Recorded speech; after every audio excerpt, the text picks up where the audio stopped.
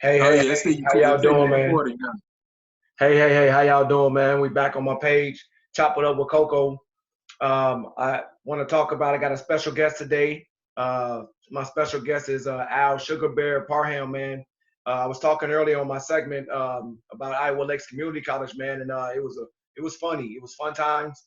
It was a real small town in Nashville, Iowa, man. So I finally got my guy on the tune, man. I wanted to really thank him, man, for him being the way he was with me, man. When I first got to Iowa, man, Estherville, Iowa, small town, man, way up there, a couple thousand people, man, like way up there by Minnesota, Minnesota. 30 minutes from Minnesota in the corner of Iowa. But this man right here was the first ones I met, man. And I just remember me and him. He was a big old dude, man, 300-pound guy, but he didn't look like it. I just remember me and him walking everywhere in the world, him never being tired. I'm like, man, this boy is straight up G. But I want to thank him, man, from the bottom of my heart, man. When I first got to Iowa, man, I was leaving all my baggage from behind in the rearview mirror. And I just remember he made me laugh so much, man. I never, like, I was one of them dudes that grew up in a real rough era and rough and all that, didn't want to laugh, smile, but that nigga brought it up out of me, man. He made me laugh all the time, even when I didn't want to laugh, and I really appreciate that, him doing that for me, man. So, I wanted to go through this bio, man, and talk about the people that meant the most to me in my life. And when I got to Iowa, man, it was kind of like starting over. And he was the first guy I really met, man. And we hung out, man. We walked through his trailer home where he lived, his trailer park, my apartments, just walking everywhere in the world, man. And that was my dog, man. He didn't care. And at first in my mind, I'm thinking like, damn, am I being selfish making a 300-pound guy walk around all day? But he wasn't with it. He was with it, man. So like, Big Al, man, I wanted to get you on here, man, and talk about you, man. I want the world to know, man. I already talked about this too in my segment. Support him, man. He's a comedian, man. Al Sugar Bear Parham. Support this man. You know what I mean? Like all my friends and family, I'm gonna put it on my Facebook. I'm gonna put it on my page, man. We need to go support you, man. You're a comedian out of Detroit. You've been doing great for a long time, man. I was so happy to see you, man. When I see you a couple of times, I'm like, man, I'm glad he made it. But like again, I wanted to show the world, man, like the people in my life that meant something to me at that time. That was really important to me, Big Al. So I wanted to bring you on, man. I wanted to know a little bit about you. I want the world to hear about you. I already spoke about you and your head and the whole nine, the biggest head I ever seen. I lied, second biggest head. When I first met you, man, I was comfortable with my head because your head was so big. I was like, man, we really finna be cool. Yours is like 5 watermelons in one. So, I wanted to go ahead on and give you stage, man, and let me know, man. Tell the world who you is, man, and who was important in your life that made you who you is and why you so funny, dog. Yeah, man. When I saw you, man, I was impressed too, man. I was like, dang, they put a face on the medicine ball. Stupid. Hey, man, I didn't know you was human, dog. I thought they just drew like Mr. Potato Head, man. I thought they just plugged some eyes and they made. You stupid, dog. Like, man, this is amazing. Iowa is great, bro. Yeah, you too stupid. But yeah, dog. man, I've been funny like all my life, man, like the funniest guy. But then it was like when I got to high school, having this head, you know what I'm saying? I had to, Yeah. I had to learn to fit for myself. You know what I'm saying? It was ninth grade year was rough. You know what I'm saying? Especially I came back in Detroit. Yeah, I went to school in Oak Park, man. Oak Park, right yeah. outside of Detroit. And it was rough, man. I had to the second year I had to come back with a bench because we had some comedians up in that class, bro. Right. Some Right. comedians. So I had to, and then getting stronger with it, man. Throughout the years too, man. I had cats in class and speech class. We had the impromptu speeches on. Only I had this one dude, man. Boy, he looked like a little gorilla. I used to do crazy speeches on this dude, man. That's my man's right now, though. Man, he was getting all trouble. Right. Yeah, man. That's how I had to get stronger with them jokes, bro. But yeah. It didn't like.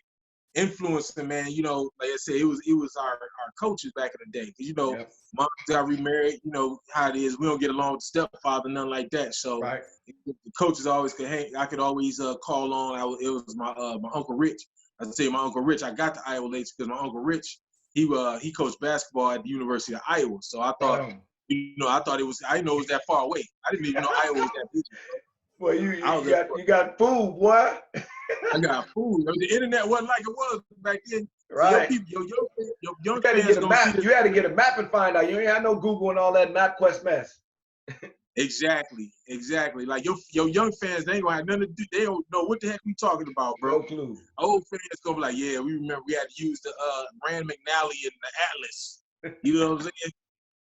But yeah, so I that's why I ended up at Iowa Lakes, man. I thought that was the closest to him and everything. Right. But he was an influence too. Anytime I was getting in trouble doing whatever back at the crib, he'd be the one to be on the phone with that deep voice. Right you know, on. threatening to come up there and you know how it is. Your uncle will always be your uncle, man. You ain't never, no matter how big you get, man, your uncle will always be ready to put it on you like that, though. That's too funny, right, man. put the hands on you. Put them hands That's on you cool, quick. man. That's funny how a lot of our lives, man, you know, we're product of our environment. You know what I mean? You had your situation. Everybody got a story. I got mine. You definitely got yours, man. It's just you use your energy different. Mine was a little different, but I really applaud you putting it together the way you did, man, because you telling you, I ain't the only person you touched that way, man.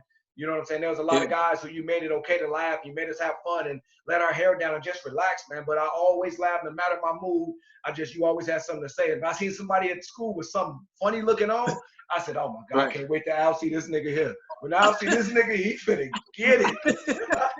So that was cool, man. That was just something, man. That was your knack, man. I feel like God gave us all a gift.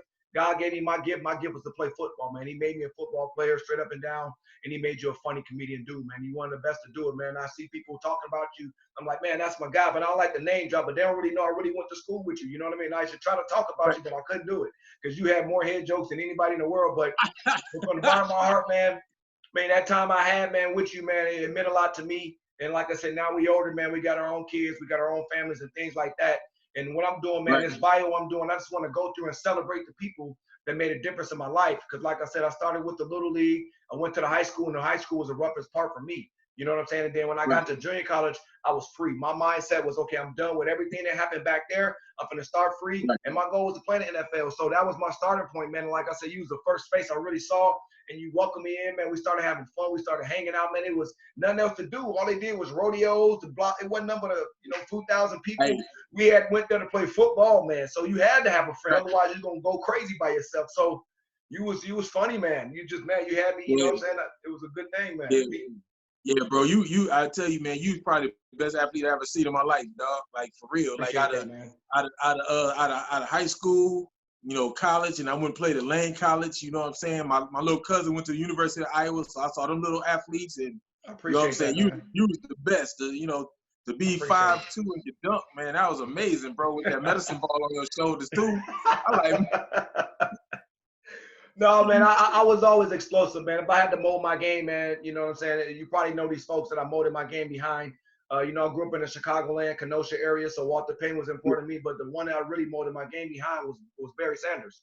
So, like, my thing is, he wasn't going to catch me. I was super quick, and I can get from A to B so quick on people, and that's what people really got surprised. I was small, man, 5'9", 5'10", about 160, but you weren't going to put your hands on me. That wasn't happening. So, with that being said, I just had to prove a point all the time. My whole life is proving a point. I remember just being in the gym, man, people didn't know I can jump, and I was super explosive. So to put it down, it wasn't showing out. It was letting y'all know that, man, I'm explosive and I can get it, man. But like I said, man, you always been like a brother to me, man. You always been cool with me, man. And those are the things when you grow up and you become an adult, man, with your family, you start to look at who your real friends were. And like I said, you was always riding for me, dog. You had my back. You was cool, man. I wanted to ask you a question too, man. I was talking about this on my bio, man. Going in that little bit of town, Ersonville, man, it was probably some of my best moments, and not the best. We had a lot of pressure on us, man, to try to get what we had to get. But one thing I didn't ever hear, man, excuse my language, man, I never heard people calling us niggers, like niggers, like nigga. We was cool, but they embraced us. They welcomed us in. I never heard, and I asked some of the guys, man, I'm about to put on here too. I was like, man, I really never heard nobody say niggers at games, just and never slipped out. You know what I mean? And think about that too, man. They loved us, man. I know there's a couple of stories, man, that where the 5-0 was cool with us. If we got caught up, hurry up and get on. Y'all play football. So go ahead and tell them, tell them a story or two, man, about Iowa Lakes, man, how they treated us so good, man. Yeah, man. I mean, it's been times where, like, bro, we ain't had no money to eat, and we wasn't on the food plan. The lunch ladies would still let us come in there and eat, bro. Yeah. We had our friends, like our female. The crazy thing about it, man, this is the first time I was in a bar. Everybody was cool with everybody. It was all white women, though. There was no black women, you know what I'm saying? And I don't want to cut you off, but being from Detroit, that's all you ever saw. So it was a culture shock for everybody, especially you. Like, you really only seen, you know what I mean? Right. So, and they was all nice, letting us use their car and, whatever we need, help us with our homework and stuff like that, bro. So it was cool, man. It was all love, man. You know what I'm saying? We needed, to eat a couple dollars. They'd cook for us or whatever, let us borrow their food stamps, whatever.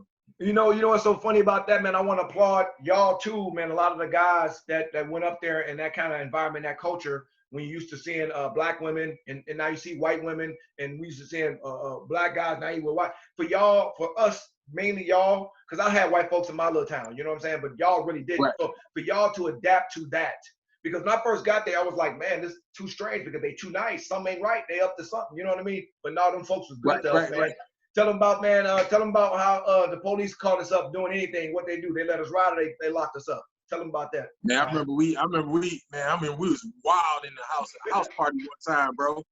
They just, they didn't even cuff us. They put us in the back of the car, took us to the station, gave us a little, like a $30 ticket, and took us home, bro. I like, man, the police ain't never dropped nobody off at the crib. Told y'all have a nice day. Hey, I remember we was talking about it one time, man. Like, you know, somebody was so cool with us, used to always let us use their car, man. And I heard one time somebody was just riding reckless, and they was drinking the whole night. The police pulled them over, was like, look, man, just get home safe. They was cool with us, man. I ain't never seen nothing like that in my life. Any other nigga would have been thrown under the jail. You know what I mean? But in Estherville, Iowa, man, back then, man, them folks, man, shout out to y'all folks for treating us like that, man. Right. Some of us probably would have had records off that. I know it's a statute of limitation for us, but yeah, we did what we did. You know what I'm saying? Yeah, man. But yeah, you're right, man. We could have got tickets, DUIs, all the rest of that stuff. But look at God. God is good, ain't he? Yes, sir, man. So again, man, what this is all about, man, like I said, I want you to go ahead on and talk about what you do, man. I got a picture. I know you're going to have one I want you to put on my site, man. But I want y'all to go ahead and support this, man. You know what I mean? That's one thing when somebody make it big, man, you know, especially a brother of mine, support him. I'm going to support him. I'm going to put it on my page, all my friends. I'm going to blast it out in the world. You know what I'm saying? You're a comedian, man. And that's hard to do given how you grew up, your environment, your situations, you know what I mean? Not negative, the size, just everything, man. You prevailed through all that, man, and that's tough. You know what I mean? So with that being said, man, I want to thank you from the bottom of my heart, Al, man, for you know, being my friend, man, when I needed you most. And the main thing in the world, making me laugh, man. Ain't nothing like making somebody laugh, man. Like I said, I don't care how the hardest nigga in the penitentiary, man, put him around you for about 20 minutes, man, he gonna make you laugh. You know, he ain't gonna be able to grab you in the headlock because he won't be able to, you know what I'm saying? That's funny. Yeah, man. Yeah, I appreciate it, dog. You know, I didn't really know you went through all of that because, I mean, after I saw what you're saying, you know what I'm saying? Mm-hmm. So yeah, it made it that much more special now, you know, hearing it from you. You know what I mean? Right. I just like having fun. I want everybody around me smiling and having fun. So I do what I got to do to make everybody around me have a smile on their face. You know what I'm saying? Use A+ at it, man.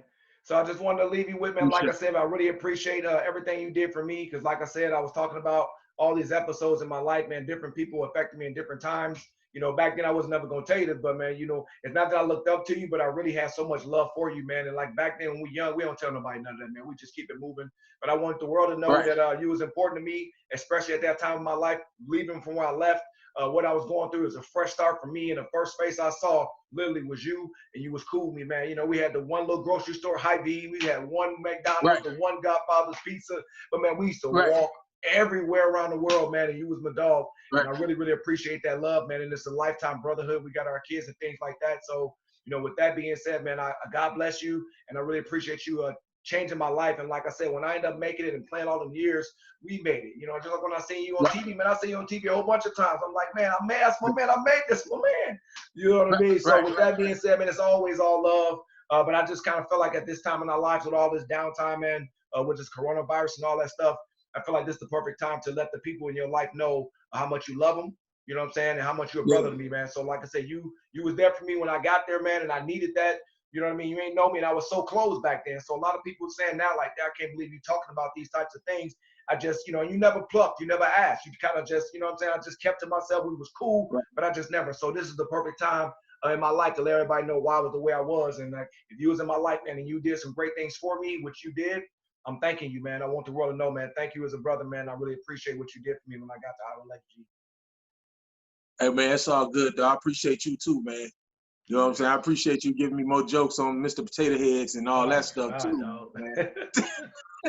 And I told you had the second biggest head. I was telling the truth. Man, this guy filmed a movie, man, named Delete, man. He was like 7'8". He was a giant. I filmed the movie The Longest Yard. He had the biggest head ever. Had to make like a helmet. For real, for real. First person I thought it was you. I was like, man, he ain't got nothing on my boy out, man. Hey, man, you crazy, dog. Still, man. It's all love, bro. Right on, man. Hey, man, kiss your little ones. I tell them I said hello. I really appreciate you coming on here, man, and chopping up with me with my page, chopping up with Coco, man. And like I said, the world, hey, man, go support my brother, man. He doing well, man. We're real well. Let's salute him and let's support him, man. Wherever you got out, put it on my page, man. We're gonna salute you, man. We're gonna support you, man. God bless you, G. Hey, God bless you too, man. Y'all take care, man. Take care of yourself. All right.